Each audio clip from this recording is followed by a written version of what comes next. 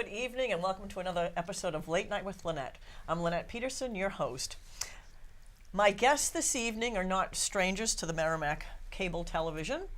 I have Susan Olsen and Emily Sandblade with me tonight, and we're going to be discussing the Taxman. New Hampshire, we're going to get used to the Taxman, thanks to Medicaid Expansion. Ladies, welcome to the show. Thank you. And thank you. But before we start, Yes. dig the jacket. Is this for the new season? Yes, this is the season 2 jacket. I thought it. it's colorful and stunning. It's very colorful and stunning, just like you. Just like you. Thanks. But thanks for having us on. Most welcome. The Taxman is indeed coming, Yeah. and it's not just because of Medicaid expansion. It's because they're going to reauthorize Medicaid expansion. They're going to make it permanent.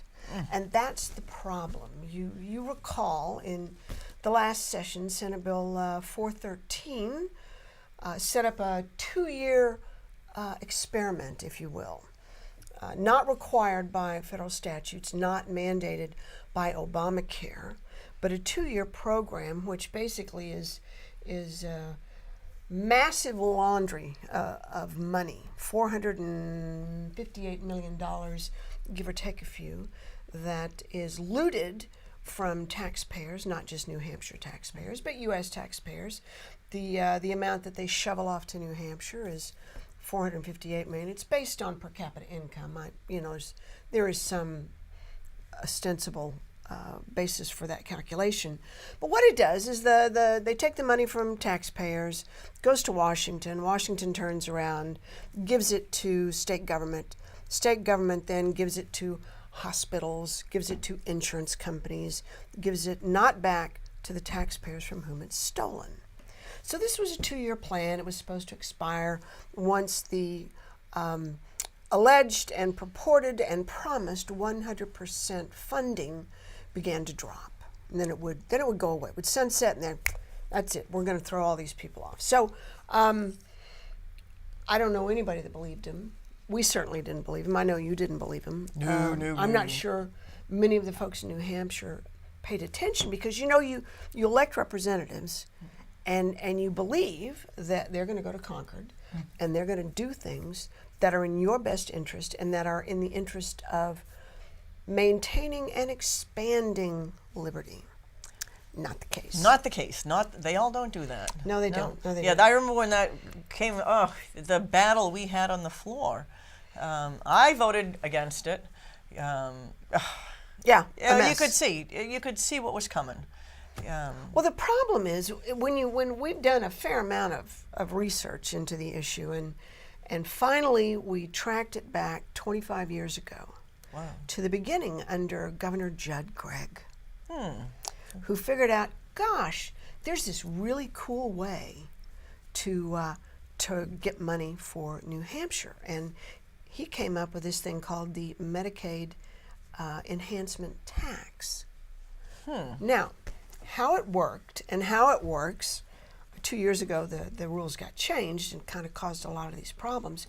But how it worked is the feds would say if you were, as a state, reimbursing hospitals for uncompensated care, all right, they would match that amount to help the state out, right? So Interesting. They came up with this great idea, and they established this Medicaid enhancement tax. And just for round numbers, let's say you're the Elliott Hospital, right? And your tax for 1991 was $100. Well, you paid New Hampshire $100. Well, wink, wink, nudge, nudge. Immediately, you got 50 of those dollars back. And then the state said, look, we gave them $50. Well, Medicaid, the feds would say, oh, well, here's a matching $50. So the state gives them the other 50 back and keeps the money from the feds. How cool is that? Yeah. It's almost free money if it weren't stolen from taxpayers. Right, yeah. So this continued for 23 years. Until Mr. O'Brien's House leadership took effect, and they changed the rules. And what they did, was rather than give them back 100% of the money, they only gave them 70, maybe 75% of the money back. So the hospital's going, wait a minute, this is not the deal. So that kind of started this problem. Well, when Obamacare came around and initially mandated the expansion of Medicaid from people who truly were poor, disabled, children who truly were folks who needed a safety net. It mandated that people who were able-bodied, childless, adults, would be allowed to enroll on Medicaid, which is, them votes don't buy themselves. Right. Yep. So, a number of states said, we don't want to do that. And the Supreme Court struck it down, but it then became voluntary. Well, New Hampshire, knowing full well it was voluntary, did it anyway. Right. Yep. Okay.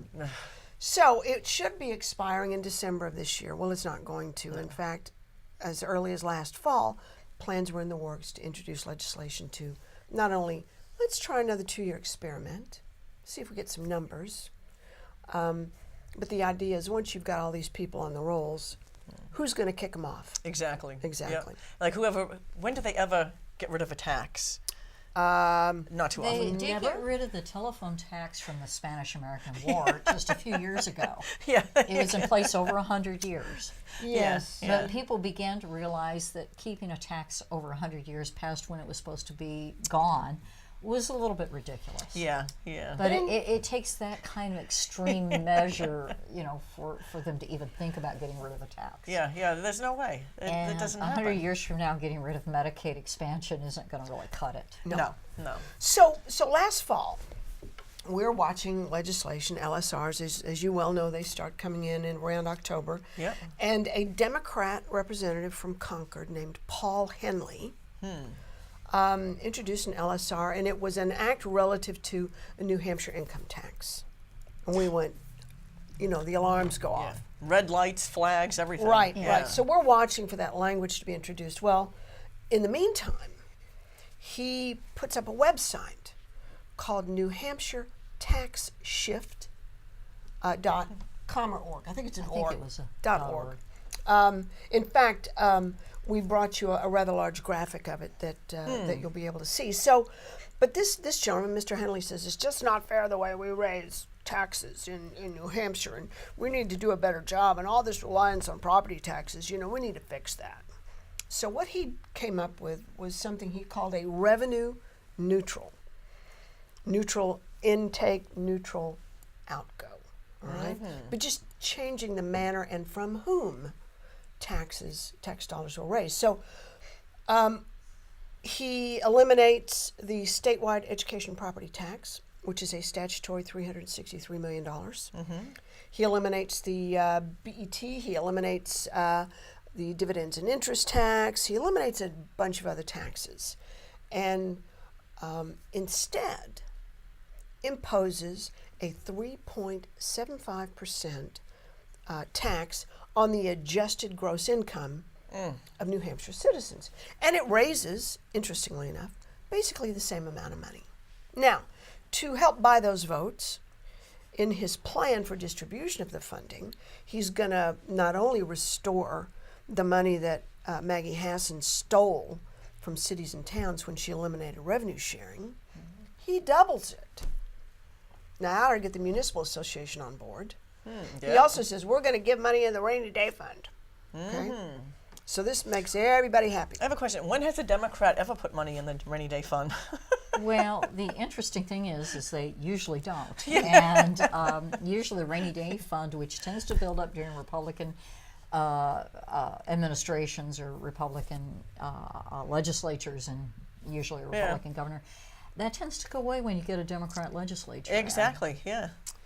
So Mr. Henley said that, we're not raising taxes, we're not lowering taxes, we're just, it's the same pair of pants, it's different pockets, right? Yep. And we thought, well, we're looking at expanded Medicaid, and we know absolutely and for sure, not only in this biennium was there a gap between the amount of money that came in from the feds versus what needed to go out to cover expanded Medicaid, we knew that it was going to continue to decrease. And we said, okay, well, the only way to raise money in New Hampshire beyond what we have now is either a sales tax or an income tax. Exactly.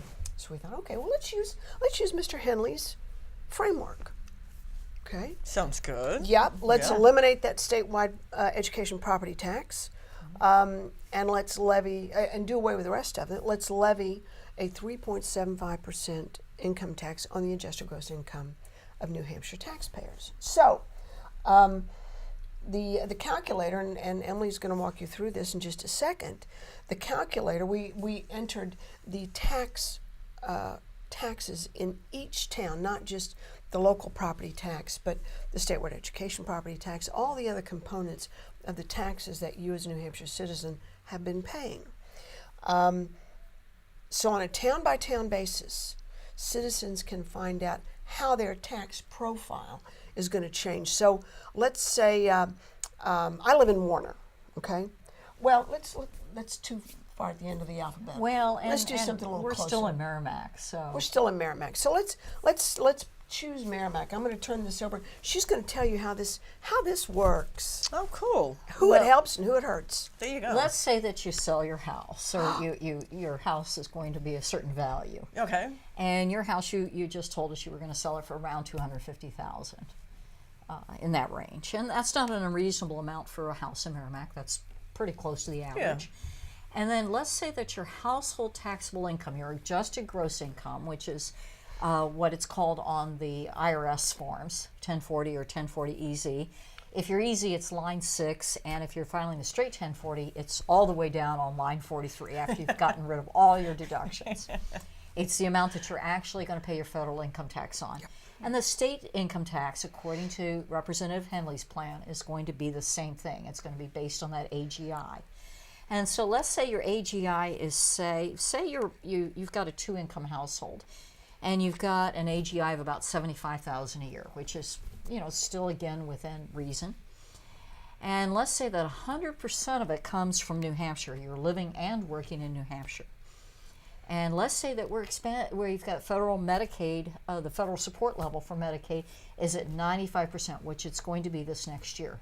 Although the federal government has promised, both the administration, the Obama administration, and Paul Ryan on the Republican side have both said, we don't have the money to continue funding at nearly this level. But let's say it's 95%, because that's what we're going to see next year. What we do is we calculate our tax, and it turns out that right now you're paying about $6,180 a year on a $250,000 home in Merrimack. That, when you get rid of the state education tax part of the property tax, will go down to $5,580, which is a drop of about $600. Yeah. Sounds real good. Sounds great. Makes me happy. Yes. Guess what you get to use it for? You get to use it to pay the income tax, Right. which goes from $0 to $2,870. So it'll pay a little over 20% of your state income tax, that little savings. Yeah. And your total tax goes from $6,180 to $8,450. Where's my tax? Where's the tax savings? Where's my break? It's that statewide education property tax. Yeah. That goes away. Yeah. You get that back. Ouch. Ouch is right. Yeah, it But- goes up. Well, it gets worse. I'm sure. Or it gets better, depending on your point of view. If you're Representative Henley, I'm sure you think it gets better. I'm sure it Yes. does, yes. One of the interesting things, there's a couple of classes of people who get treated differently. One is a class of people who work out of state but have housing in New Hampshire. And as you can imagine, if you're one of those Merrimack people who commute to Boston, both members of the House will commute to Boston or somewhere in Massachusetts every day, then what happens is your tax actually declines. You're already paying Massachusetts income tax. You're not going to pay New Hampshire income tax because it'll be a little bit less in Massachusetts. The Massachusetts tax rate right now is 5.2% on adjusted gross income. Will be lower, so Massachusetts will claim it all. But they're already paying that. But you'll get a tax break, and of course your taxes will go down by $600 or so on on a nice middle-class home. So it Lucky subsidized them. the export of workers Exactly. from Yeah. New Hampshire to Massachusetts. Yeah, we're really Right. encouraging Isn't that people to go nice? to Massachusetts Exactly. to work Keep and the to, kids in state. and to Yes. decrease the amount of business in New Hampshire. Yeah. So that's going to have its own interesting effects. Gotta love the way a Democrat thinks. Huh? Oh, but it's even. It gets sure it even gets better. It gets even better. Oh, yes, it Oh, gets it's- even better. I can't wait. Let's say that you are a young person, a young couple, and you're renting, which is pretty typical in New Hampshire. Yeah. And let's say you're both working and you're making between the two of you your adjusted gross income after you take all of your deductions and everything. Let's say you're making $45,000 a year, and you of course are working in New Hampshire because you're not going for the high-priced jobs in Massachusetts, and you're not going to build up Massachusetts government, and their culture down there. You work in second shift, BAE, and you're a teacher in the public school system. Sounds Okay. good. And this is not terribly far off. If you're just a fairly fresh college graduate and you've started teaching college after your deductions, you're going to see, maybe $25,000 a year. And so we calculate the tax, and your property tax, you're not going to know about that because your landlord's already paying that. Right. We don't expect the property taxes, the landlords, to start rebating very much at all, if anything, because remember, they're going to be paying income tax. They're going to get a break on the property tax, but they're going to have to rent out 5 units to make up for the income tax, to deal with the change in the property tax. So it's going to be pretty serious for them. They're going to have a problem because they won't get a break in the property tax at all. They're not seeing that. What they are seeing, though, is their income tax is going to go from 0, which is what they're paying right now, their state income tax, and it will go to $1,722, which for a young couple is like a month and a half's worth of rent. Right. That's huge. Or daycare. Yeah. Daycare. It's daycare for like 2.5 months or so. Yeah. So the unintended or intended, I don't know which, consequences of this are horrific. People who live in New Hampshire are subsidizing people who work in Massachusetts.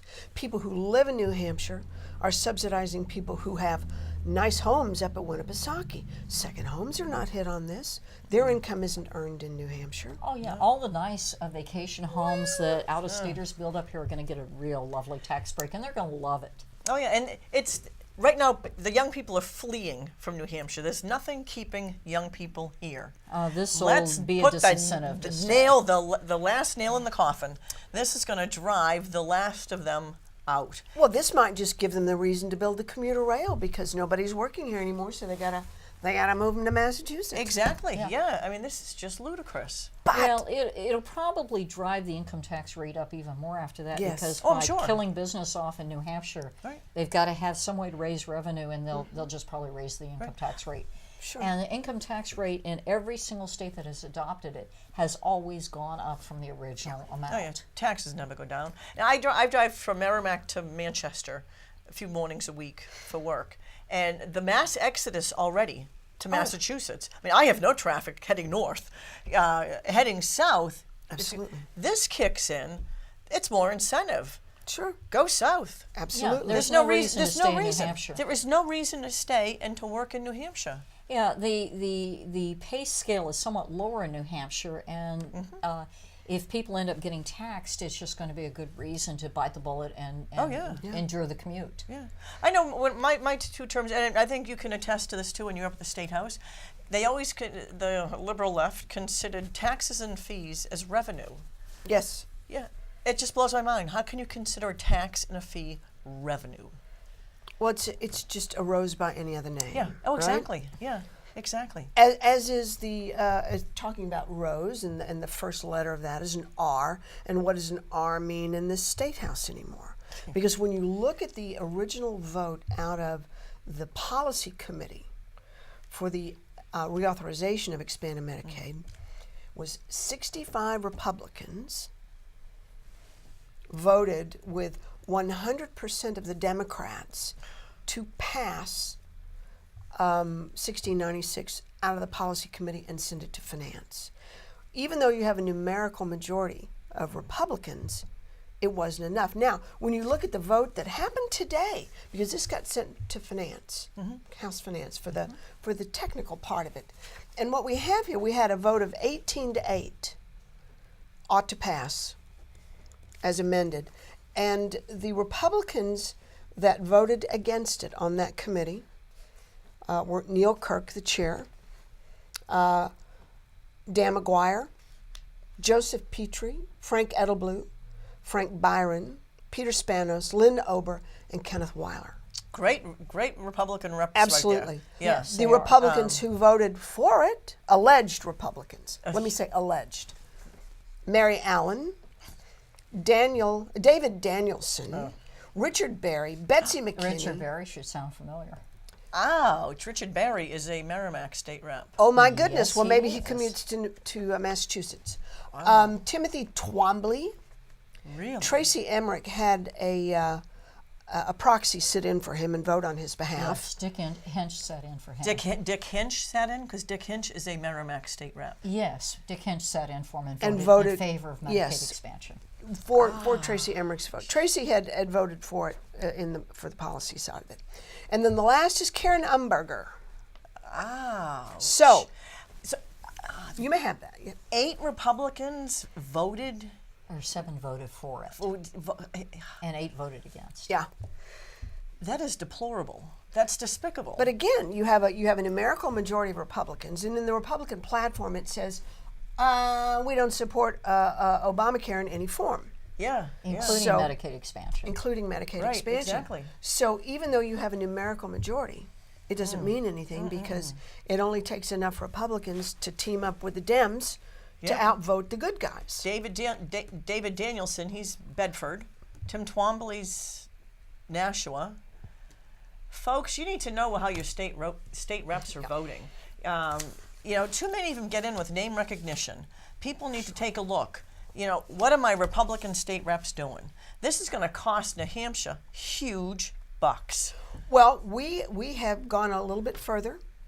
Not only do we keep track of this, but we have established a website called expandnh.org. Yeah, be sure to do the .org because Right. the .com won't get you there. It's owned by the bad guys, Ah. but we thought we'd copy it. Oh, there you go. Because they didn't buy all the domain names. Maybe they're cheap. But the expandnh.org, on that website, you can find the income tax calculator. You can find the list of Republicans voting and behaving badly. You can find all of these things. You can find the numbers, the plan, what's going on. And there is on the calculator itself, 2 more buttons. 2 more buttons. There's a button that says Contact My Legislators, which gets you to the Gen Court site where you can look up your legislator and By town. let them know what you think. Very And good, I ladies. really hope that people will do that. Give them a piece of your mind. Yes. And then we have a thing that says, a button that says Learn More, where you can visit the website and find out all about expanded Medicaid. Yeah, and we will keep people posted as it comes in. Now, this is so wrong. I mean, you think you vote Republicans in office, you have the Republican majority, you think they're going to do good Republican things, less government, less taxes, less stealing from their taxpayers' pockets, and then deplorable things like this happen. We have too many Republicans, 65 obviously, that think, oh, Them votes don't buy themselves. exactly. Well, and it's very contrary to the Republican value of limits on government. Oh, You know, yeah. not having unlimited government. And what this is going to do is it's going to grow the government in very fast order by the New Hampshire government by $500 million. But when the state government was pocketing this money with a deal that they cut with hospitals, and the hospitals were willing co-conspirators on this, now that's what really outraged me. I had no idea that was going on. Yeah. And then to go back and find out it was alleged Republican Judd Gregg. Now, let me tell you something that happened just at the last executive council meeting. You know, they vote on all the contracts in the state Right, and yep. appointments and nominations. Well, on the agenda for the February 10th executive council meeting, it was accompanied by 2,612 pages of documents. In that 2,612 pages of documents is a 2-page letter to the fiscal committee and her radiance, the governor, from the Department of Health and Human Services. And it says requested action. Okay? What they want to do is increase the current authorized budget for Medicaid from $619,273,702 to $623,357,372. 2 pages in 2,600 pages. I wonder how many people read that. Really? And 2 pages explains the huge increase? Oh, it's just routine. It's just housekeeping.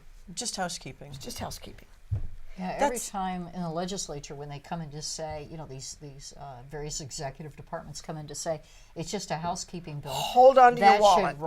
That should get your spidey senses tingling. Yeah, that's almost $4 million. That is Yeah. $4,083,670. Just over $4 million. Yeah. And it's just I was a oh, PE by teacher, the not a way. math teacher. It's a by the way memo. Yeah, by the way, we're only increasing $4 million. This is so wrong. But the good news is you should be very happy. They set aside $4,080 to audit it to make sure the money's being spent properly. well, they're Thank just you. precious. They are precious. They are. So this is the kind of stuff that goes on. And do you think the counselors read this? But No. who controls the money in New Hampshire? The Executive Council. There's Exactly. another one every month. The last month was, we want a warrant for Department of Administrative Services for $512 million to pay bills for March. Excuse me? It's just they write a check for that. And it's just and they vote on it, and you can see how they vote. Yep. Now, how did this vote go? Well, unanimous. Unanimous? Yeah. Unanimous? Things are going through in the executive branch extraordinarily How can you unsupervised and extraordinarily fast. Between meetings, how can you read 2,612 pages in 30 days? Wow. This is just mind-blowing. We need to do another show because we are at the end of our show. Oh my goodness, but I love the Folks- jacket. Thank you, folks. Thank you for tuning in to another episode of Late Night with Lenette.